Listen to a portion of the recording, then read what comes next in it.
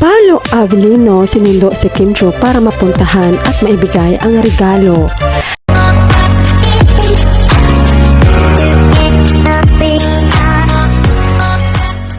Paolo Avellino sinundo si Kim Chiu para mapuntahan at maibigay ang regalo.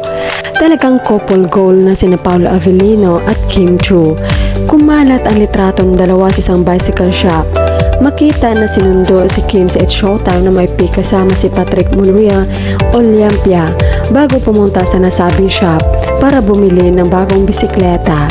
Kaya komento naman ng netizens, Diyos ko po Paolo, nagkakataon lang ang pangyayari ngayon araw, nagkataon lang talaga. We love you both. Ang bag ni Kim at ang cup iisa, tatak. Husband and wife talaga, wow. Nanundo na naman ang Daddy Pao.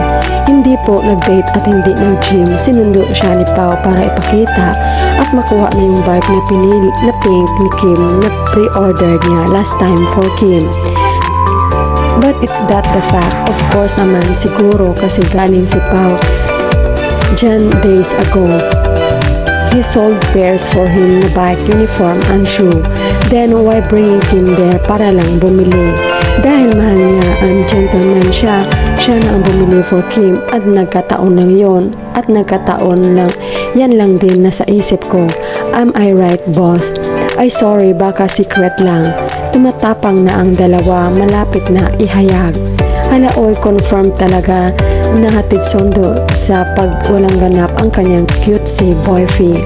Pero hindi papayagan si Paolo na si Kim magbayad niyan. Baka nga surprise niya kay Kim yan. Di lang natin alam. Kasi nga yung couple watch daw nila, sabi ng iba si Kim daw bumili nun. Give and take naman sila at wala namang masama at mag-babe naman sila. Bumabawi admin. Hatid sundo naman talaga yan pag walang schedule araw niya. Kim Pao meant to be talaga forever and ever. Love perfect, love words, perfect couple habang buhay kayong magkatuluyan Kim and Paolo Avellino. Nagkataon lang po to, dilulo naman tayo nito to the highest level ng Kim Pao. Pag-amin na lang talaga kulang para makonfirm. Ay bumabawi talaga ang general. Love it Kim Pao forever and ever, love perfect match. Kim and Paolo. Wala na, uso na tong salitang nagkataon, kaya bukas ulit kung anuman update bukas na magkasama sila, nagkataon ulit. Ang galing palang manuyo si Pao, kaya pala wala nang i-check na ali. Kasi kahapon malinaw sa caption niya ang bye-bye na bike niya kasi bili na ng bago. Coincidence that it might be some sign given by destiny. Nangangamoy road to forever na ang Kim Pao.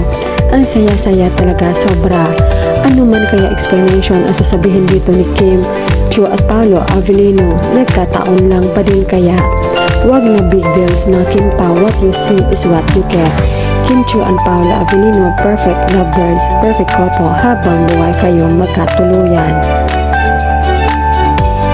Exactly my thoughts, pakasalan mo na nga para di ka nahirapan sundo-sundo at uwi agad, itabi mo na pagtulog. Makakalusot pa ba kayo sa Senate hearing kung sagot niyo palagi sa matanong? Nagkataon lang. Nagkataon lang po, Your Honor. From Showtime, diretso sa bike shop. Grabe naman kayo, nagkataon lang. Kahit ganyan lang pero grabing kilig. Grabe naman po yung nagkataon lang Papa at ni Paolo Avellino. Nagkataon galing ng Showtime at Chinita tapos napunta sa bilihan ng bike. Ang dami na ng pagkakataon na yan. Nalulukaret na si Akis. May pagsundo pa yata sa Showtime, nakadress pa si ate girl. OM gosh, wala na, game over na, case closed, it's for real. My God, ngayon lang pala yan. Ay galing Showtime yata ang isa. Habang napalitan ng damit ang Chinita, napapicture muna si Kuya kay Pao. Nagkataon na naman. Teka lang naman, may Kim Pao heart is layag na layag. Syuta, pakasal na kayo.